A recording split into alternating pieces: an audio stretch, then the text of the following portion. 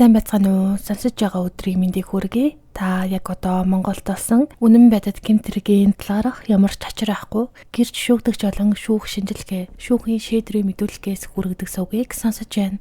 Энэхүү хэргийг цэрэмжлүүлэг болгох үүднээс хүргэдэг бөгөөд нэрсүүд нууцлагдсан байдаг тул та бүхэнд ойлгомжтой байлгах үүднээс түгээмэл нэрсийг орлуулан хүргэж байна. Цайз 16-гийн харанхуй орц өөрийгөө хамгаалах гэж хүний амийг хохироосон уу? Энэ хэргийн талаар та бүхэндээ ярих болно. 2003 оны 8 дугаар сарын 2-нд Улаанбаатар хот Баянзүрх дүүрэг өглөөний 6 цаг орчимд цайз 16-д байрлах хуучин барилгаас аимшигтай мэдээ цагдаад иржээ. Гудамжинд нэг хүн цус алдаж нас барсан байв. Түүний биед худганы хид хідэн шарах байсан. Энэ хэрэгт холбогдсон хэрэгтэн бол Улаанбаатар хотод төрсөн, эрхэлсэн тодорхой ажилгүй 19 настай 2008 онд хүний биед халдсан хэрэгээр ял эдэлж байсан хээгих жимэгтэй байсан бөгөөд тухайн шөнө хамтран амьдрагчтайгаа муудалцсан гэрээсээ гарч орцонд хонох гэж яваад амь хохирогчтой таарсан байдаг. Хээ уг болсон үйл явдлын талаар ярихдаа төрөө намайг гэрээсээ хөөж би орцонд хонсон. Тэгээд орц руу орох гэтэл нэг өвөө намайг хүрээд ир гэсэн. Орцонд орсон ч ямар ч хүн амтан байгаагүй. Миний хоёр нүд тагларчихсан байсан. Тэр хүн ихэндээ 50 байсан. Нөгөө хүн бүр надад арай хүртэл санал болгосон. Тэр архинаас нь ганцхан балгасан гэж мэдүүлдэг. Гэвч дараагийн мөчөд бүх зүйл өөрчлөгдсөн. Гэнэт тэр ирэхдээ түүнд ойртож ирсэн. Хэгийн амийг гараараа дарсан.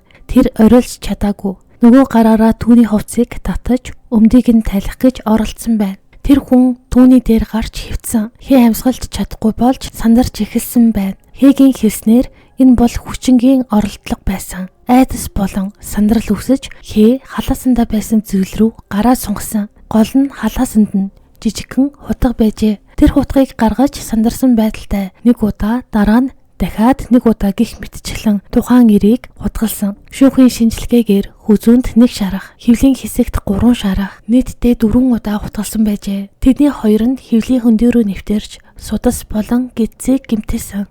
Тухайн хүн хэдхэн минутын дотор их хэмжээний цус алдаж эхэлсэн. Шинжээчдийн дүгнэлтээр хохирооч шарх авсныхаа дараа хэсэг хугацаанд амьд байсан байна. Тэр 200-аас 300 м алхах боломжтой байжээ. Гэвч удалгүй цус алдалт түүний амийг авч чадсан. Харанхуй орц цусанд будагдсан байлаа. Үүний дараагаар хээ гэртээ очисон бөгөөд хамтран амьдрагч төрөөд орцонд болсон зүйлийн талаар хэлж цус болсон хувцаа 100-нд хийж шатаасан байна. Төрөөд хэлэхдээ тэр хүн намайг хүчиндэх гэж тайрсан учраас би хутгалсан гэж хэлжээ. 2003 онд уг хэргийг үйлдсэн хүн тодорхой болоогүй. Иймээс хэрэг эзэнгүй буюу илрээгүй хэрэг болж үлдсэн.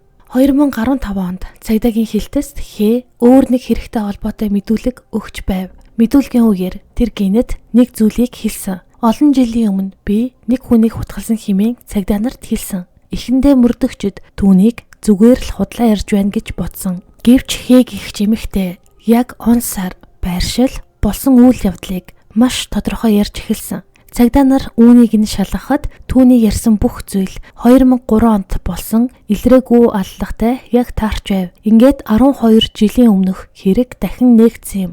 Тухайн үеийн шүүх хэмнэлгийн дүгнэлт, хэргийн газрын баримт, гэрчүүдийн хуучин мэдүүлэг, шүүгдэгчийн шин мэдүүлэг гэх мэтийг үндэслэн дахин шалгаж үзсэн. Шүүгдэгчийн тухайн үедээ би нэг хүн хутгалжглаа гэж согтуу үедээ ярьж явсан гэх яриа гарсан. Гэвч энэ яриаг нь тухайн үед сонссон хинч нухацтай авч үзээгүй. Учир нь хээг их жимэгтэй. Тэр үедээ амьдрал нь тогтворгүй, арх уудаг, орц хонгилд хонож явдаг байсан гэдэг. Тиймээс л хүмүүс түүний үгийг зүгээр л согтуу хүний яриа гэж бодсон байна. Харин хээ энэхүү аимшигтай нууцыг дотроо 12 жил хадгалж явжээ.